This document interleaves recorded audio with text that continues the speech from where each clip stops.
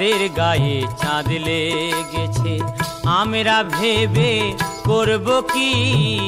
চাঁদের গায়ে চাঁদ লেগেছে, আমরা ভেবে করব কি। চাঁদের গায়ে চাঁদ লেগেছে। ঝিয়ের পেটে মায়ের জন্ম, ঝিয়ের পেটে মায়ের জন্ম, তারে তোমরা বলবে কি। চাঁদের গায়ে চাঁদ লেগেছে, আমরা ভেবে করব কি। চাঁদের গায়ে চাঁদ লেগেছে।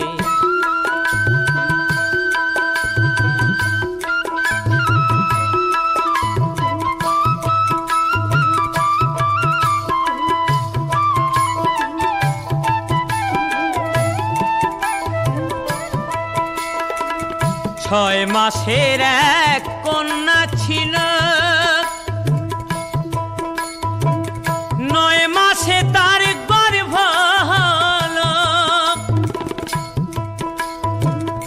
11 মাসে 3টি সন্তান, 11 মাসে 3টি সন্তান, কোনটা করবে ফকিরি। চাঁদের গায়ে চাঁদ লেগেছে, আমরা ভেবে করব কি। চাঁদের গায়ে চাঁদ লেগেছে।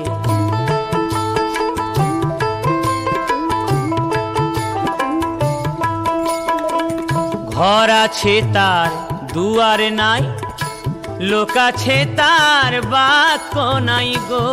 হায় হায়, লোক আছে তার বাক্য নাই গো। আবার কে তাহারে আহার যোগায়, কে তাহারে আহার যোগায়, কে দেয় গোসন ধাবাতি। চাঁদের গায়ে চাঁদ লেগেছে, আমরা ভেবে করব কি। চাঁদের গায়ে চাঁদ লেগেছে।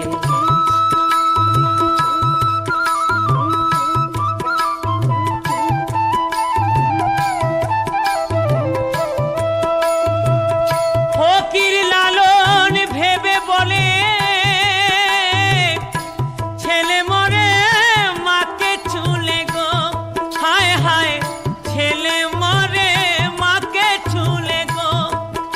আবার এই কয় কথার অর্থ নইলে, এই কয় কথার অর্থ নইলে তার হবে না ফকিরি। চাঁদের গায়ে চাঁদ লেগেছে, আমরা ভেবে করব কি। চাঁদের গায়ে চাঁদ লেগেছে, চাঁদের গায়ে চাঁদ লেগেছে, চাঁদের গায়ে চাঁদ লেগেছে।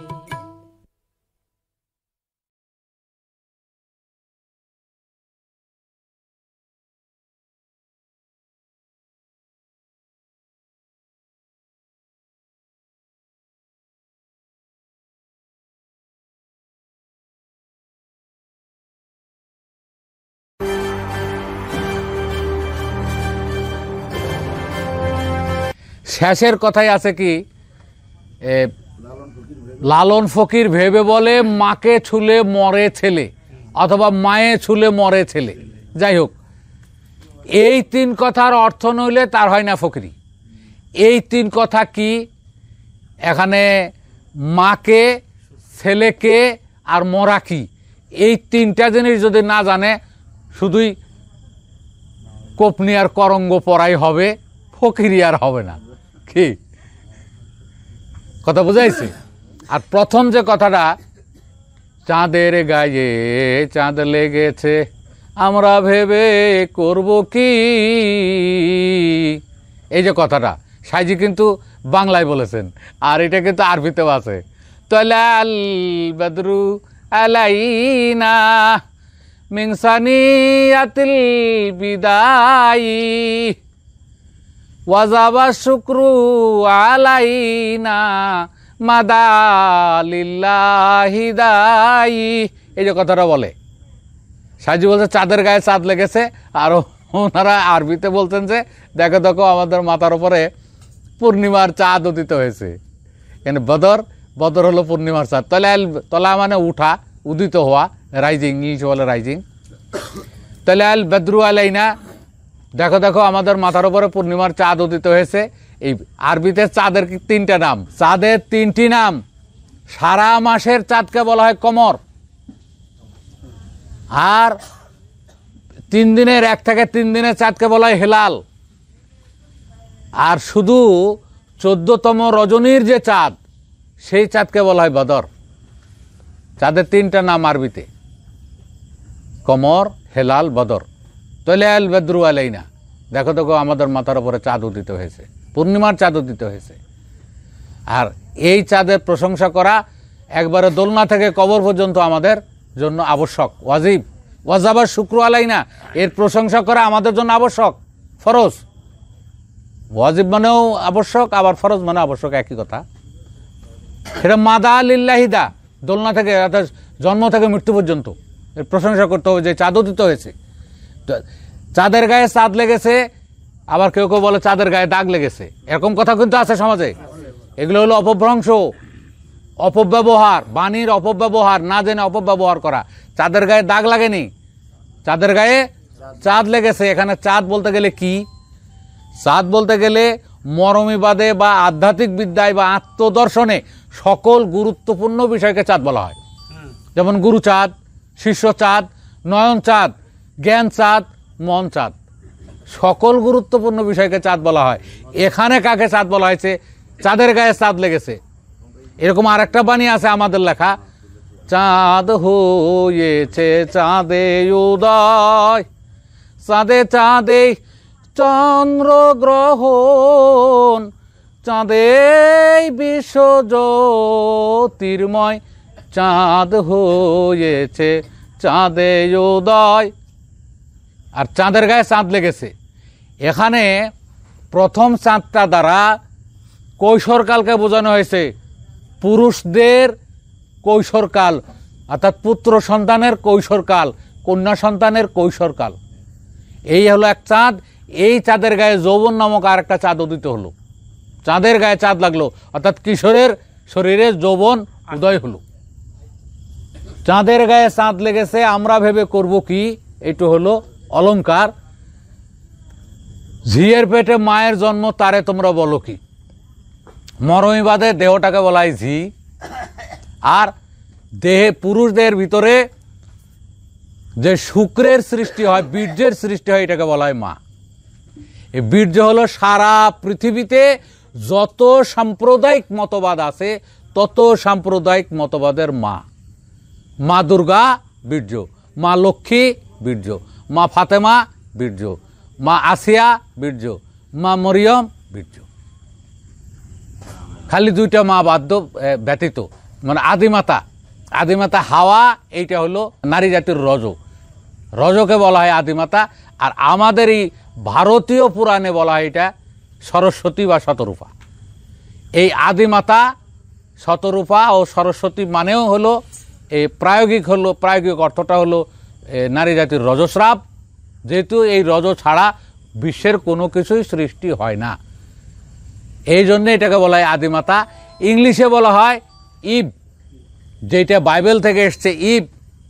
আর লিলিত, আদিমাতা গ্রিক মিথোলজি থেকে এসছে ইভ আর লিলিত, মনে রাখবেন।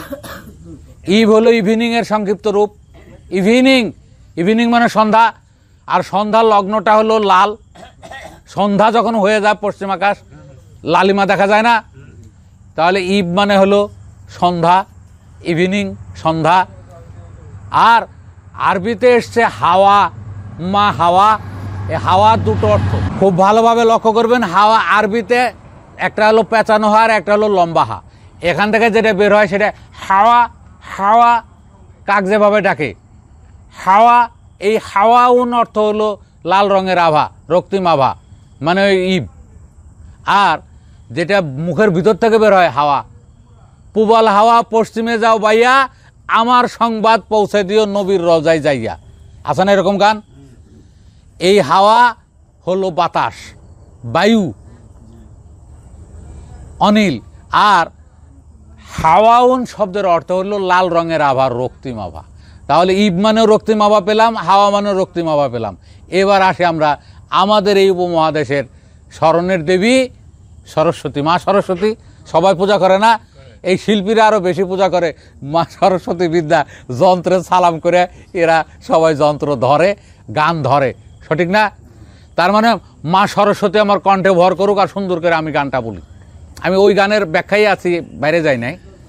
তো এই সরস্বতী স্মরণের দেবী, বিদ্যার দেবী, জ্ঞানের দেবী, এইটা হলো পুরুষ জাতির দাড়ি আর মুছ, দাড়ি আর গোপ কবে উদ্গত হয়েছে লেখা রাখার কোনো প্রয়োজন হয় না, খাতায় লেখা রাখার প্রয়োজন হয় না, আর বোঝাও যায় না যে কবে থেকে মুছ এবং দাড়িটা গজানো শুরু হয়েছে।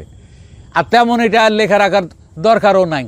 কিন্তু নারী জাতির রজস্রাবটা কবে এলো, আবার আগামী মাসে কবে আসবে, এই ডেটটা মনে রাখা দরকার না?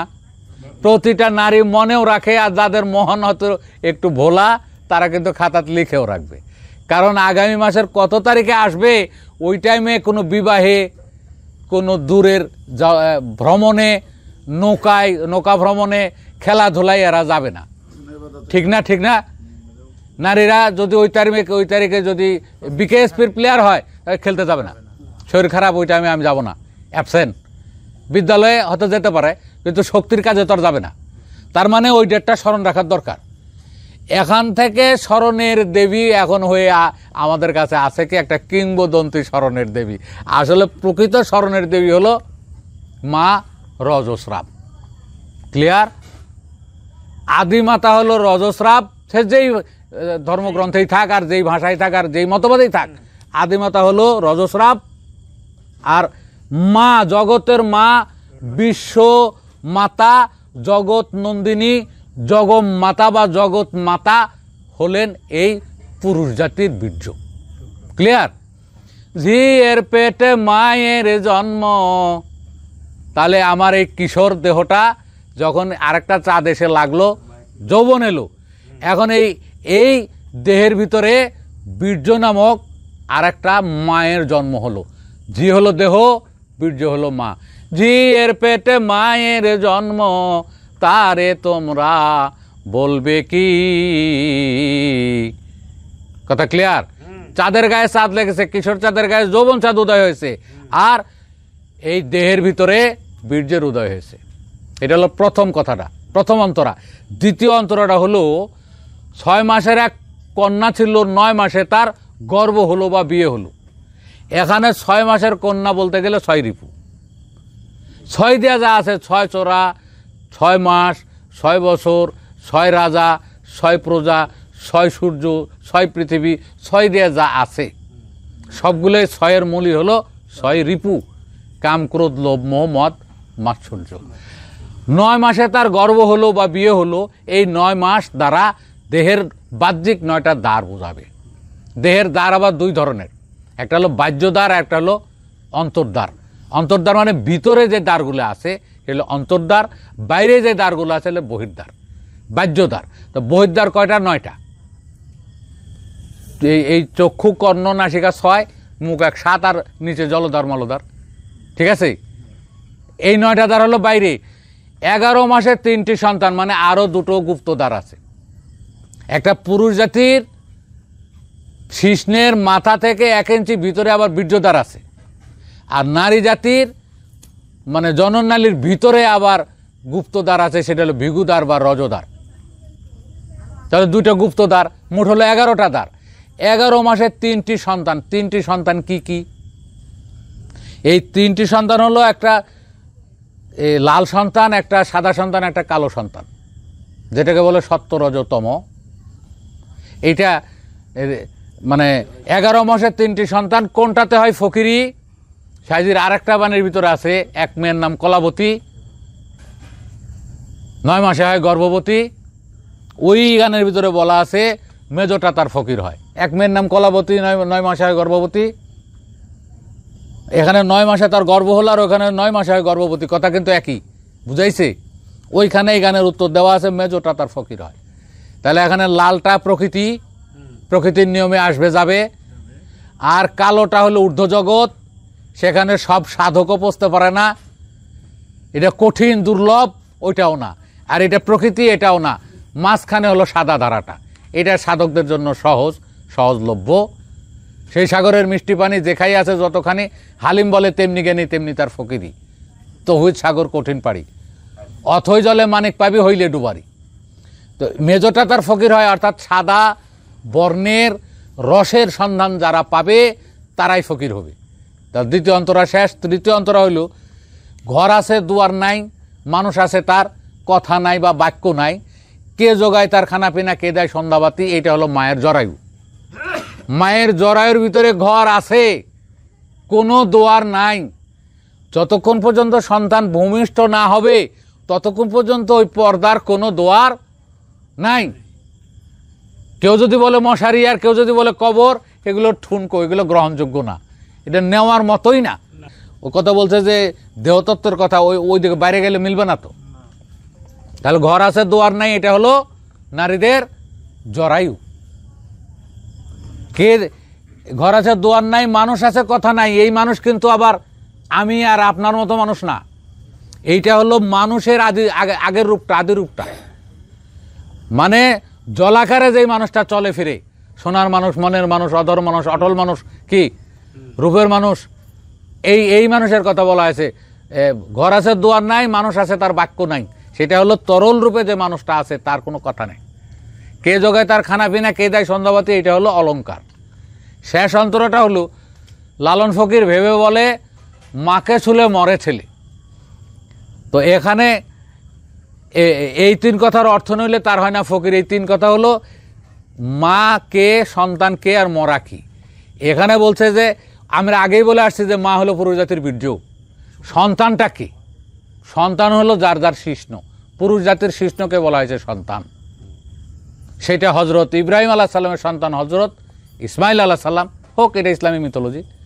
ইসলামিক মিথোলজিতে ইব্রাহিম মানেও প্রায়োগিক অর্থ হলো পুরুষাঙ্গ, ইসমাইল মানেও প্রায়োগিক অর্থ হলো পুরুষাঙ্গ। পাখি কিন্তু প্রায়োগিক অর্থ অনেক কটা দেখাইছে না। তো এখানে সন্তান বলতে গেলে, পিতা বলতে গেলে, হাত বলতে গেলে, লাঠি বলতে গেলে, খুঁটি বলতে গেলে পুরুষাঙ্গকে বোঝায়। যার লম্বা, দেখতে যার লম্বা, সেটাই তো সবেমাত্র একটি খুঁটি, খুঁটির গোড়ায় নাই কমাটি। তো লম্বা বিলেই তো ওই খুঁটিটা। আমার নায়ের বৈঠা খাইলো রে গুনে, বৈঠা লম্বা দেখতে পুরুষাঙ্গের মতো, পুরুষাঙ্গ দেখতে লম্বা, বৈঠাও দেখতে লম্বা। তো এখানে সন্তানটা হলো পুরুষাঙ্গ। আর মাকে ছুলে মরে ছেলে, এইটা মানে কাম দেশে গিয়ে বীর্যপাত করা। বীর্যপাত করলেই সন্তান মাকে স্পর্শ করে ফেলছে। মা তো তার কাছে রক্ষণের জায়গা ছিল। যেমন ওয়াইস করণী, হজরত ওয়াইস করণী তার মাকে পিঠে করে বইছে, কান্দে করে বইছে, মাথাত করে বইছে, মাটিতে রাখে নাই। সেই মায় তো এই মা, এই মাকে তো সবসময় পেটে, পিঠে, মাথায় করে বইতে হবে। এটা কখনো যেন মাটি স্পর্শ না করে। এজন্য বলছে যে যখন হজরত আলীকে বললো যে আমার ব্যাগটা একটু ধরো আর আমি এই কাজটা সারি, তো হজরত আলী এই ব্যাগটা ধরছে, ধরার পরে দেখে যে মাটির ভিতরে আস্তে আস্তে আস্তে আস্তে দেবে যায়। তারপরে বলতেছে যে তাড়াতাড়ি তুমি সেজদা উঠাও, তোমার মা কিন্তু মাটি স্পর্শ করবে, মাটি স্পর্শ করলে মরে যাবে। পরে ওয়াইস করণী তাড়াতাড়ি সেজদা থেকে উঠে মাকে রক্ষা করে। কথাটা তো এইটাই যে আমার শুক্র যাতে কোনো রকমেই নষ্ট না হয়, অপচয় না হয়, স্পাসিং না হয়। তাহলে মাকে ছুলে মরে ছেলে, অর্থাৎ পুরুষাঙ্গ যখনই বীর্য স্পর্শ করবে মাকে স্পর্শ করা হয়ে গেল, মাকে ছোঁয়া হয়ে গেল। আর মরা হলো বীর্যপাত, বীর্যপাতকেই বলা হয় মরা। হ্যাঁ, বীর্যপাত না করলে মরা না। আর মরার 18টা অভিধা আছে। মরার 18টা অভিধা আছে, খুব ভালো করে লক্ষ্য করবেন। গাছের ডাল শুকিয়ে গেলে এটা কি বলে? তারপরে খেলতে নেমে দুজন আউট হয়ে গেলে ভাই ওই মরছে একবার কর কি আসারা। তারপরে বিবাহ করা, এটা একটা মরা। আবার বড় ধরনের ক্ষতির সম্মুখীন হওয়া, মরছে, তাই না? তা এই ধরনের মরার ক্ষেত্র আছে 18টা, তার ভিতরে আমরা 3-4টা না বললাম। তো লালন ফকির ভেবে বলে মাকে ছুলে মরে ছেলে, এই 3 কথার অর্থ নইলে তার হয় না ফকিরি। তোর মাকে, ছেলেকে আর মরা কি, এই 3টা যদি না জানিতে ফকিরি করবি কি? কুকুরের বাচ্চা, যেহেতু কুকুর 6 মাসে সাবালক হয়, গরম হয়, আবার বাচ্চা দিয়ে দেয়। 6 মাসের এক কন্যা ছিল, 9 মাসে তার গর্ভ হলো। তার মানে কুকুর গরম হলে কিন্তু এই 3 মাসের ভিতরেই বাচ্চা দিয়ে দেয়, তাহলে 9 মাস হলো। এই সেন্সে উনি এটা লেখ তার বাচ্চা। আরেকজন বড় লেখক রাজশাহী বিশ্ববিদ্যালয়ের ডক্টর স্বনামধন্য, নাম বলবো না, ওনার বইয়ের ভিতরে লেখছে যে কাইজি এইটা হলো 6 মাস হবে না, 6 বছর হবে। তো 6 বছরে বিয়ে দেওয়া যায় মেয়েদের, আর 9 মাসে মানে 9 বছরে গিয়ে গর্ভ হয়ে যাবে। আর 9 বছরে যদি একটা বাচ্চা হয়, 10 বছরে একটা বাচ্চা হয়, 11 বছরে আর একটা বাচ্চা হয়, তো 3টা বাচ্চা তো হয়েই গেল। সম্ভব এটা মানুষের সন্তান, কন্যা সন্তান। আর সাইজির বাণীর ভিতরে এই যে মাস লেখা আছে, ওই মাস হবে না, এখানে বছর হবে। তা আমি বললাম যে পরবর্তী অন্তরায় যে লেখা আছে যে ঘর আছে দুয়ার নাই, মানুষ আছে তার বাক্য নাই, কে বা তাহার আহার যোগায়, কে দেয় সন্ধ্যাবাতি। এইটা তো কেউ বলে এটা কবর, কেউ বলে এটা মশারি। মশারির ঘর আছে দোয়ার নাই, কবরের ঘর আছে দোয়ার নাই, এই ধরনের কথাগুলো প্রচলিত আছে। কিন্তু লালন সাইজি কি এই জায়গার কথা বলছে? ঘর আছে দোয়ার নাই, মানুষ আছে কথা নাই, কে তাহলে এটা মশারি আর কবর কি হবে? মোটামুটি এই বাণীটা আমি শেষ করলাম।